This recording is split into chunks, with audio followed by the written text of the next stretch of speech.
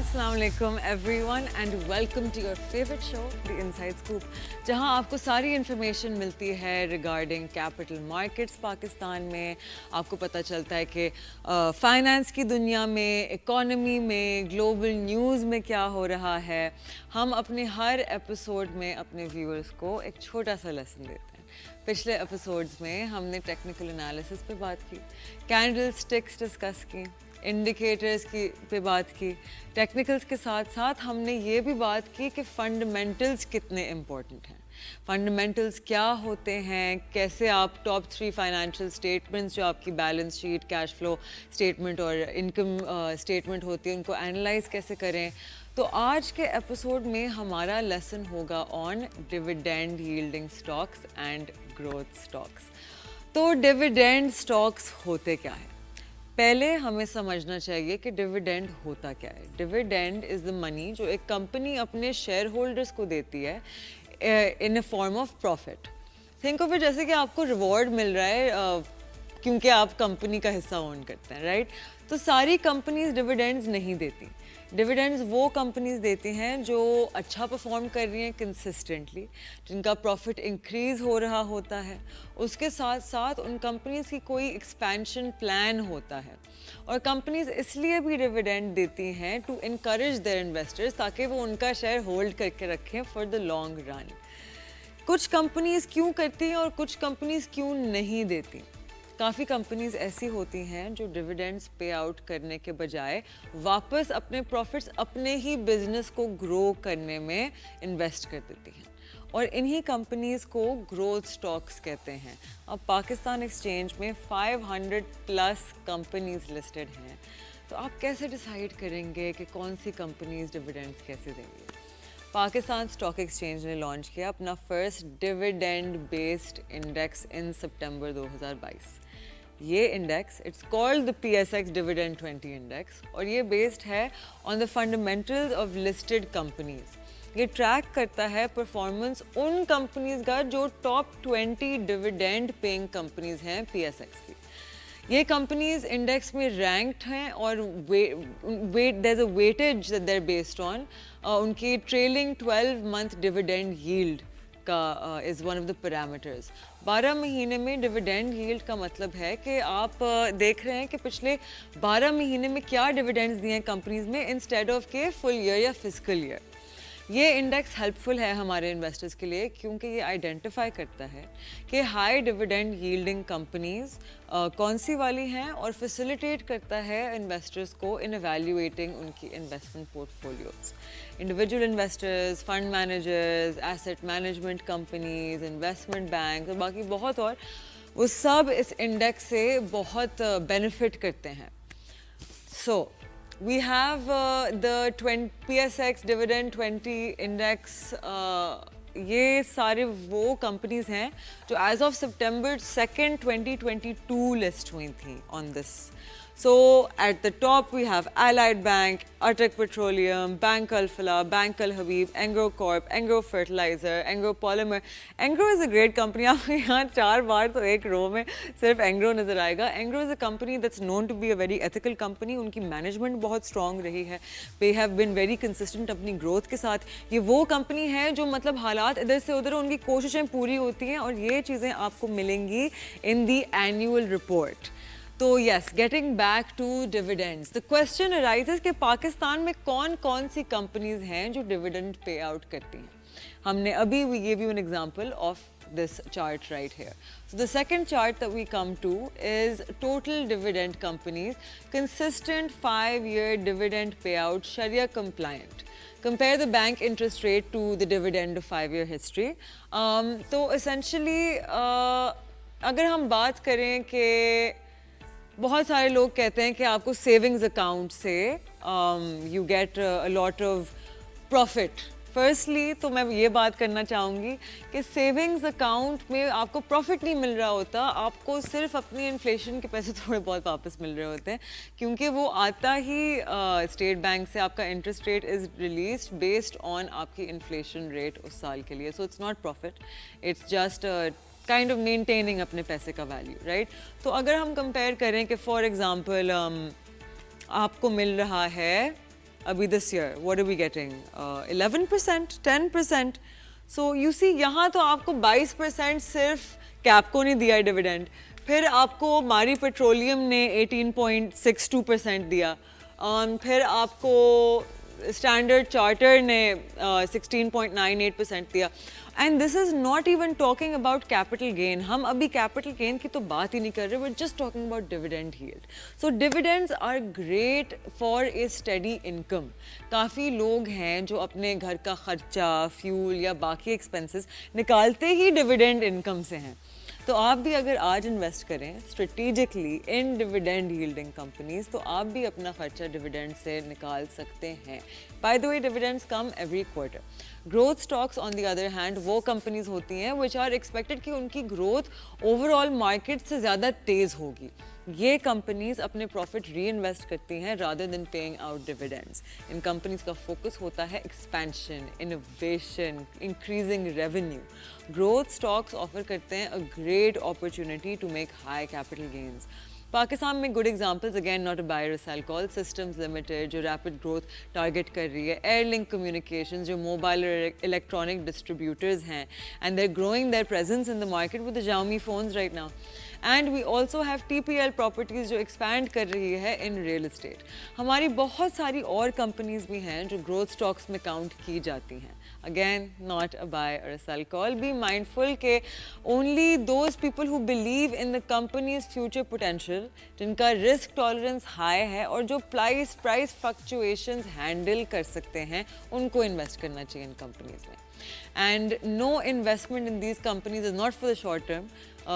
जो लोग कह रहे हैं कि ट्रेडिंग करने का शौक रखते हैं, समटाइम्स हैव टू होल्ड. आपको अपनी टॉलरेंस थोड़ी बढ़ा के रखनी पड़ती है. अब हम चलते हैं toward our market recap. Pakistan stock exchange का benchmark index on Friday 533 points पे क्लोज हुआ. This was trading turnover recorded at 398 million shares. Traded value 19.33 billion rupees थी. हमारा KSE 100 का इंडेक्स काफ़ी वॉलेटाइल था. ये volatility was because roll over week चल रहा था, जहां future contracts for the month of February expire हो रहे थे. इसके साथ हमने विटनेस की कि सेलिंग प्रेशर आया इन cement, textile, banks, pharma sector, और आने वाले सेशंस पे ऐसी ही वॉलेटिलिटी एक्सपेक्टेड है. If we look at the next chart, this is again हमारी consolidatory chart. अभी हम अगर recently, if we look at the chart, we have entered a bit of an upward trend. एक बहुत shallow, not very steep upward trend. अगर हम recent time में देखें from the 10th of Feb till today, because current market is open. तो essentially पहले हम बात कर चुके हैं about candlesticks. अगर आप लोगों को याद हो, we spoke about कि candlesticks को किस तरह से read करना है. मैंने आप लोगों से request की थी to please look at कि अलग अलग candles की formations का क्या मतलब है, to look at trends, to look at charting patterns.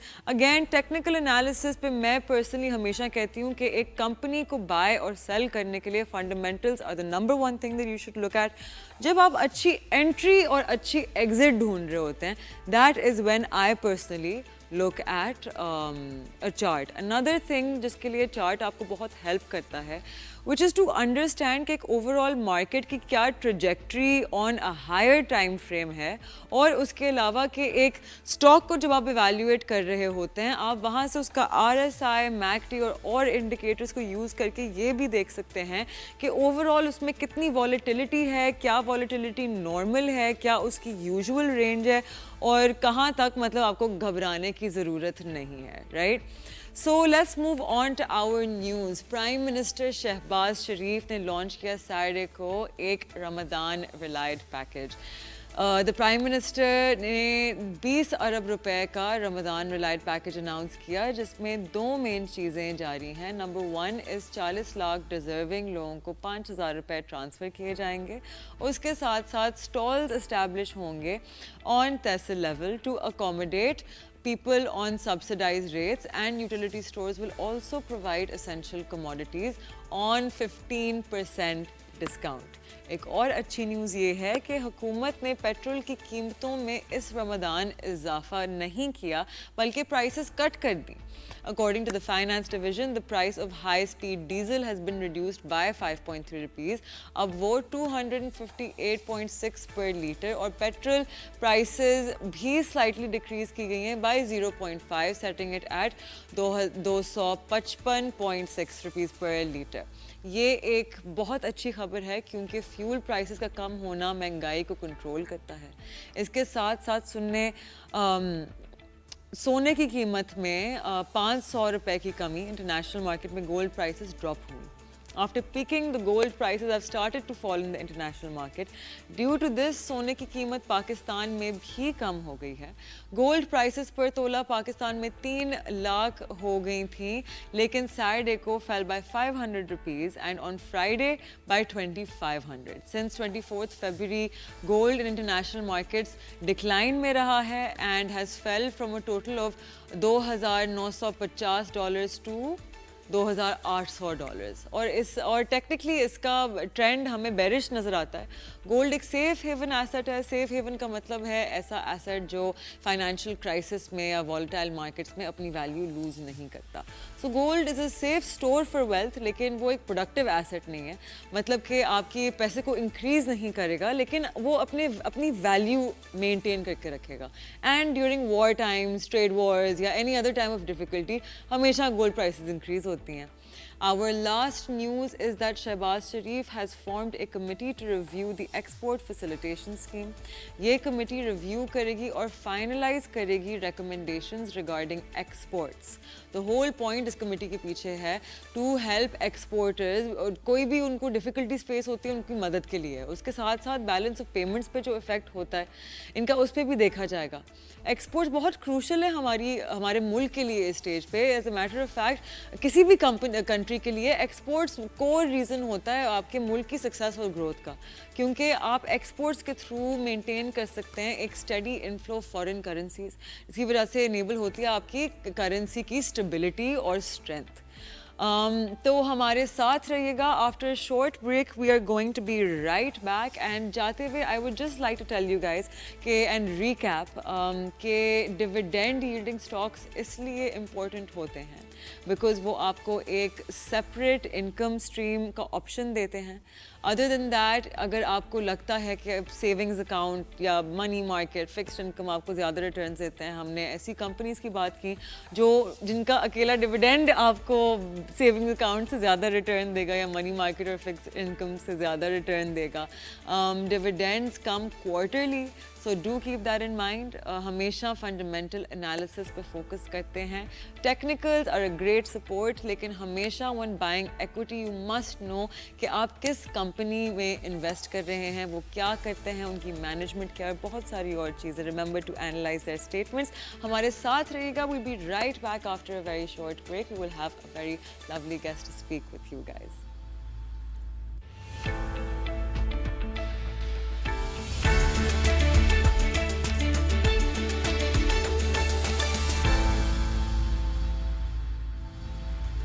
Welcome back to the inside scoop. मैं हूं मशल खान और ब्रेक पे जाने से पहले मैंने बताया था कि we have a very special guest as usual. हमारे साथ मौजूद है mister Waqas Ghani, who is the head of research at one of the top equity brokerages in Pakistan. He is also a charter holder, a CFA charter holder. Thank you so much for being with us, Mr. Waqas. Welcome, Jay. Thank you for having me on the show. Ramadan Mubarak to you. First day in the market. Yes, आपको भी रमज़ान मुबारक। बिल्कुल। तो पाकिस्तान के जो economic challenges हैं, अभी सबसे बड़ी रिस्क्स और सबसे बड़ी अपॉर्चुनिटीज़ क्या हैं इन्वेस्टर्स के लिए? देखें, अभी जो सबसे अहम जो अभी चीज़ होने लगी है, कल से IMF की टीम कर रही है, सबसे पहले तो इन्वेस्टर्स की नज़र होगी कि इसके ऊपर क्या डेवलपमेंट होगी। ज़ाहिर शुरू में जो टॉक्स हैं, पॉलिसी लेवल डिस्कशन होंगे next phase. During Ramzan I think IMF की जो मीटिंग्स हैं, स्टाफ मीटिंग्स, इसके ऊपर काफ़ी नज़र रख रहे होंगे इन्वेस्टर्स।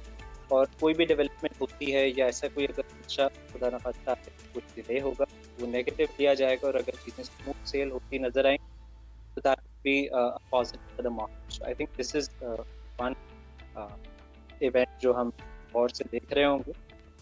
रिस्क यही है कि जी अगर कोई चीज़ उसमें नेगेटिव होती है, रिसेंटली अभी हमने कल एक नंबर देखा है जी एफबीआर टैक्स कलेक्शन का, और उसके अंदर हमने देखा है कि शॉर्टफॉल आया 606 अरब का आसमान के अंदर। That's not positive number. But on the other hand, we've also seen positive macro indicators like we're still in surplus, current account surplus हमने देखा है, अभी भी हम surplus के अंदर $680 मिलियन के। तो आगे जाते हुए ज़ाहिर है मैक्रो जो इंडिकेटर्स हैं उनको ट्रैक कर रहे हो। तो विथ द IMF की कंडीशंस कंटिन्यूइंग, आपने अभी जो बात की है, and the on going physical pressures, आपको पाकिस्तान का इकोनॉमिक फ्यूचर, मैं आपसे इसलिए पूछूंगी because you the head of research, तो मुझे पता है कि रिसर्च टीम प्रोजेक्शंस बनाती है अपने, तो आपको पाकिस्तान का इकोनॉमिक फ्यूचर कैसा अनफोल्ड होते दिख रहा है अगले 3 से 5 साल में? देखिए काफ़ी पॉजिटिव हमने जैसे जिक्र किया कि हम काफ़ी सारे पॉजिटिव इशारे देखते हैं इकोनॉमी के हवाले से इन द रिसेंट मंथ, और चीज़ें अब ऑन ट्रैक। सबसे अहम चीज़ जो हमने की है, माजी में हम हमेशा सफ़र करते थे कि हम रिफॉर्म एजेंडा पे जब भी कारबंद होने लगते थे तो वो सफ़र जो है वो रुक जाता था, कहीं 1 साल बाद हो सकता है। In the last 2 year we are seeing third year है कि रिफॉर्म प्रोसेस और रिफॉर्म एजेंडा पे जो है गवर्नमेंट कारबंद, और obviously we are in an IMF programme, तो दैट्स आल्सो गुड कि आगे जाते हुए भी हमें रिफॉर्म एजेंडा पे कारबंद रहना पड़ेगा, और प्रोग्रेस हो रही है मुख्तलिफ फ्रंट के ऊपर। हमने सेक्युलर डेट देखा जो एक इशू रहा है पाकिस्तान के लिए, इसमें कोई इंक्रीज नहीं देखा पिछले 8-10 माह से, वो एक ही लेवल पर है। हमने गैस प्राइस इंक्रीज देखे जो काफ़ी सालों से पेंडिंग थे, हमने इलेक्ट्रिसिटी प्राइस के अंदर इंक्रीज देखे। हमने अब देखा कि इन सारे मेजर्स के बाद अब इन्फ्लेशन नीचे आ रहा है, मॉनेटरी ईजिंग हो रही है।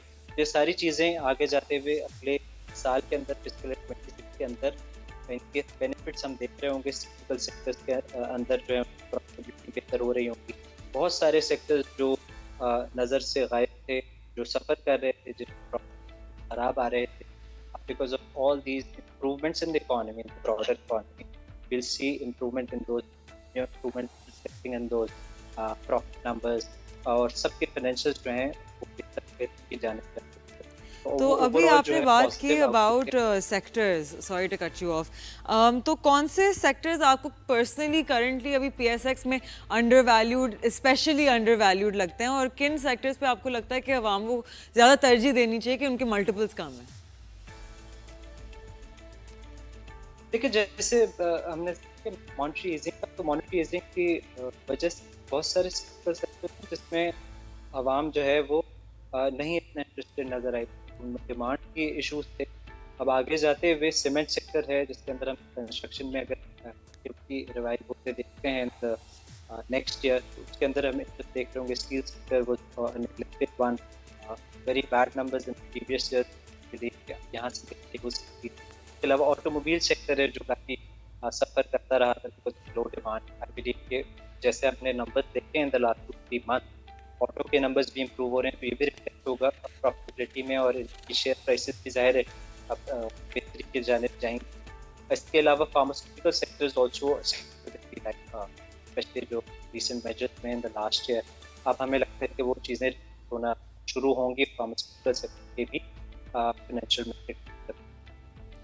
बिल्कुल बिल्कुल।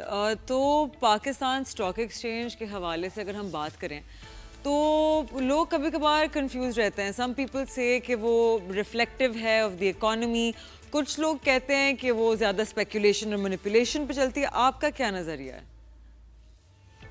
ये मिथ हम अक्सर जगह जाते हैं। अब हम रिसेंटली हमने जगह यूनिवर्सिटीज में भी विजिट करना शुरू किया है लास्ट 1-2 ईयर्स, ऑब्वियसली ताकि फाइनेंशियल लिटरेसी को हम बेहतर कर सकें। हम ये इस तरह के सवाल देखते हैं, इस तरह खदशा देखते हैं लोगों के कि या तो मार्केट जो है वो मैनिपुलेट होती है, बट अगेन मार्केट में कई सारे इन्वेस्टर्स हैं, चंद लोग मैनिपुलेट तो नहीं कर सकते हर बार या कंसिस्टेंटली मैनिपुलेट नहीं कर सकते। तो ऑब्वियसली जब भी आप कोई ट्रेड लगा, there is a counter party जो वेलिंग होता है उस प्राइस पर। मार्केट जो है ब्रॉडर लेवल पे consistently no one can win. दूसरा ये क्या इकोनॉमी के अंदर बेहतरी जो है वो जब भी आती है क्या वो रिफ्लेक्ट होती है कंपनी प्रॉफिटेबिलिटी में? बिल्कुल ऐसा होता है। जब हम अब ईजिंग देख रहे हैं मॉनेटरी, इसकी वजह से जो कंपनीज लेवरेज थी, जिनके पास ज़्यादा डेट था, उनके फाइनेंशियल कॉस्ट हैं वो कम होंगी, यकीनी तौर पर जो है वो रिफ्लेक्ट होगा उनकी प्रॉफिट। दूसरी जानिब जो डिमांड सप्रेशन हम देख रहे थे इन द लास्ट 4 ईयर्स, वो भी अब बेहतर होगी नेचुरली, बिकॉज लोगों की क़ुव्वत खरीद में थोड़ी सी इम्प्रूवमेंट आने शुरू होगी, तो वो भी डिमांड के अंदर जो है बेटर डिमांड नंबर्स में ट्रांसलेट होगी, and that will also eventually translate into better sales numbers for all these manufacturers. बिल्कुल। तो keeping in line with my previous question of speculation and manipulation, right? तो बहुत लोगों का एक परसेप्शन है कि ब्रोकरेज हाउसेस जो हैं वो थोड़ा बहुत शेयर प्राइसेस को ड्राइव कर रहे होते हैं, तो आपका क्या नज़रिया है इसको देख के? देखें, इस तरह की माजी में चीज़ें हुई हैं, बट दिस न्यू मैनेजमेंट जो रेगुलेटर्स अब हम देख रहे हैं कि रिक्वायरमेंट भी सख्त हो रही हैं, रीसेंट रेगुलेशन काम भी हो रहा है, कुछ ड्राफ्ट भी आए हैं PSX की जानिब से, SEC की जानिब से। अब ये इस तरह के इंस्टेंसेस बहुत कम, माजी में 1-2 डेकेड पहले खासतौर पर इस तरह की चीज़ें आती, बट अब ये इम्प्रूवमेंट ओवरऑल रेगुलेटरी साइड पर भी मीडिया इतना एक्टिव है, और अब आई बिलीव कि ये चीज़ें काफ़ी हद तक जो है वो ये नज़रिया ज़ायल हो रहा है, और ऐसे अब हम नहीं देख सकते।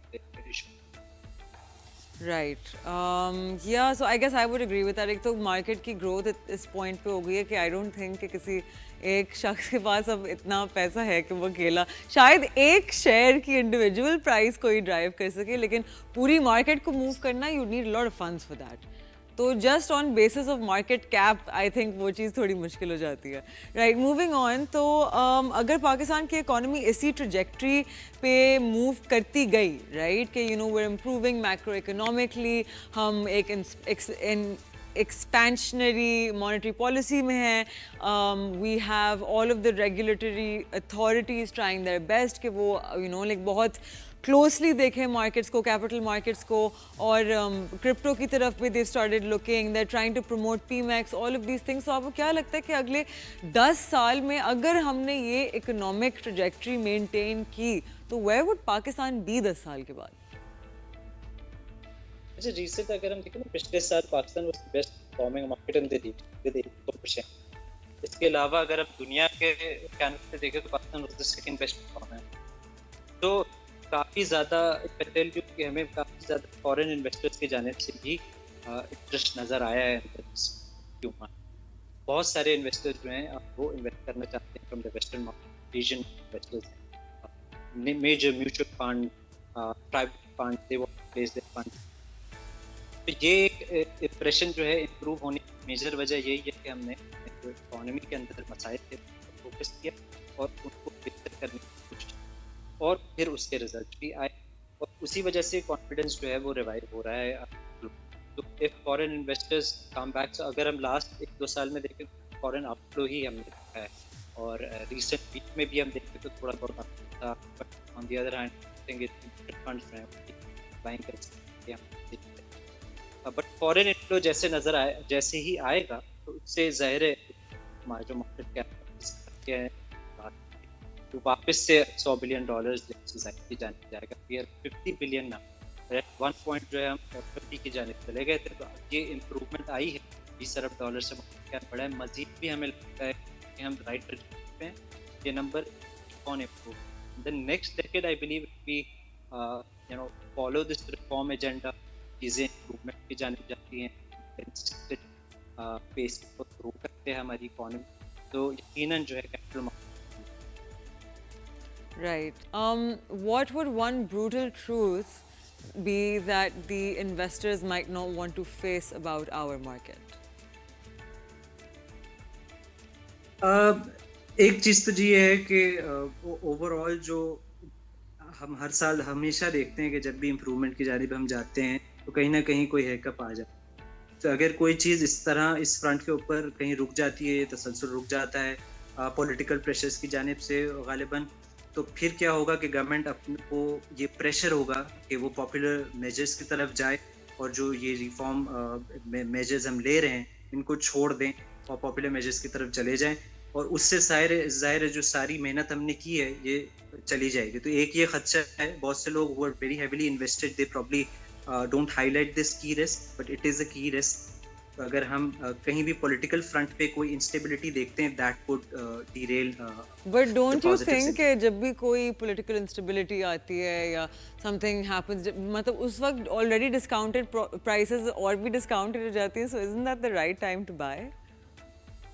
एग्जैक्टली, सो ये हम हमेशा जिक्र करते हैं when there is blood on the street as Warren Buffett says, Baron बिल्कुल रॉथस्चाइल्ड। जैसे ही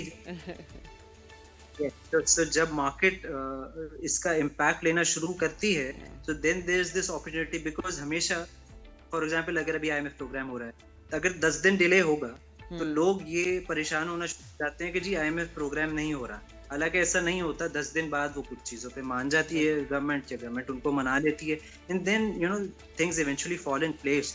तो अगर आईएमएफ प्रोग्राम 10 दिन बाद होगा और 10 दिन का नॉइज है, so why not buy more shares. So हम तो हमेशा यही कहते हैं कि अगर चीज़ें ऑन ट्रैक हैं, ब्रॉडली हर चीज़ इन प्लेस है, so we should not panic and we should be the ones जो इस अपॉर्चुनिटी का फ़ायदा उठाएं। डेफिनेटली। तो कौन से स्ट्रक्चरल रिफॉर्म्स की सबसे ज़्यादा ज़रूरत है इन पाकिस्तान ताकि हमारी इकोनॉमी फर्दर स्टेबलाइज हो जाए? देखिए, सबसे ज़्यादा जो इशू रहा है ओवरऑल, हम हमेशा देखें पाकिस्तान को फिस्कल फ्रंट के ऊपर एक इशू रहा है। लास्ट ईयर गवर्नमेंट ने टैक्स अपना टारगेट जो है वो 40% बढ़ाया। अब हम काफ़ी बेहतर उसमें हमने प्रोग्रेस दिखाई फर्स्ट 6 मंथ्स में तो ख़ास तौर पर, बट अब जो रीसेंट नंबर आए हैं 8 मंथ्स के, उसमें हम देख रहे हैं कि कुछ शॉर्टफॉल वापस से बढ़ना शुरू हुए हैं। तो कुछ इस फ्रंट के ऊपर मजीद मेहनत की ज़रूरत है, टैक्स नेट को बढ़ाने की ज़रूरत है। जो सेक्टर्स ऑलरेडी बहुत ज़्यादा टैक्स हो रहे हैं उनके ऊपर टैक्स मजीद ना बढ़ाया जाए, that's something we should focus on. The government wants to not introduce any mini budget, ये एक अच्छी चीज़ है कि जो अब बजट आएगा उसके दरमियान कोई मिनी बजट नहीं चाहती। Finance ministry has been very clear कि नहीं आना चाहिए। बट डिस्पाइट दिस हमें जो भी चीज़ें हम बेहतर करते रहे हैं इन द लास्ट 1-2 ईयर्स, उसको मज़ीद कंटिन्यू करने की ज़रूरत है। और टैक्स नेट मेरे ख्याल से सबसे ज़्यादा फिस्कल फ्रंट के ऊपर हमें स्टेबिलिटी की ज़रूरत है। फिस्कल सरप्लस का नंबर हमने देखा, बट फिर हम अब डेफिसिट में चले गए। ओवरऑल मेरे ख्याल से फिस्कल फ्रंट के ऊपर पाकिस्तान को मज़ीद प्रोग्रेस करने की। बिल्कुल, I completely agree with you.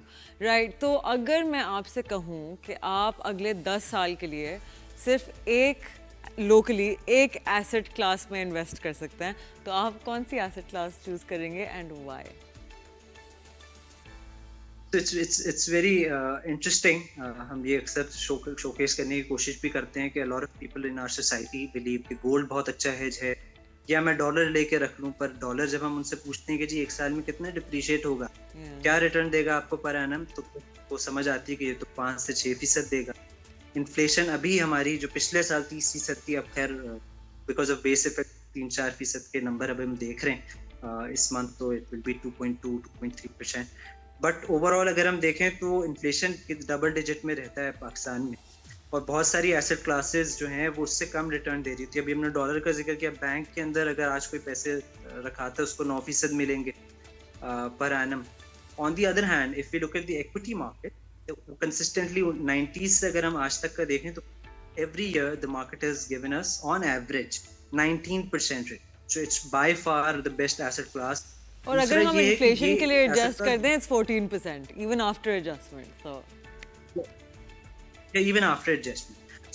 So obviously अच्छा, ये इसमें एक अगर मैं थोड़ा से जिक्र कर दूं लोगों के लिए कि अगर हम 2 अशखास लें, और एक है जो 40 साल की उम्र में इन्वेस्ट करना शुरू करता है अंटिल एज 60, और एक शख्स है जो 23 साल की उम्र से जब उसकी जैसे ही पहली जॉब लगती है वो इन्वेस्ट करना शुरू करता है। और हम अगर अज्यूम करें कि सिर्फ 10,000 रुपये पर मंथ जो है वो शख्स हर महीने सेव करके इन्वेस्ट करे, तो जो 23 साल की उम्र से इन्वेस्ट कर रहा है that person would accumulate close to 1.84 crore, और जो शख्स जो है 40 साल की उम्र से सिर्फ 20 साल के लिए एक्टिविटी करेगा वो सिर्फ 75 लाख जमा। और अगेन इसमें हम अज्यूम ये कर रहे हैं कि सिर्फ 10,000 हमेशा सेव करेगा per month, but obviously after 10 years his income levels will rise, and after 20 years her income levels will rise even more, so they might start saving, investing more, so they might end up with 4-5 crores for example until age 60. And when we tell people this, bada fascinating hone lagta है, but this is the beauty of compounding. yes, So if someone consistently invest और 14% तो invest होगा, हमारी example में हमने 10% per annum रखा है return, तो फिर अंदाजा करें, so everybody can be a crorepati, right? Yeah. So this is what we want people to really understand. Bilkul, bilkul. Well, thank you so much for taking the time out to be with us here today. Again, a very Mubarak Ramadan to you, and we hope to have you here in person. Ladies and gentlemen, मैं आप लोगों से मिलूंगी कल सुबह again 11 a.m. and Ramadan Mubarak to all of you. May you guys have a blessed Ramadan. I will see you next time. Take care. Khuda Hafiz.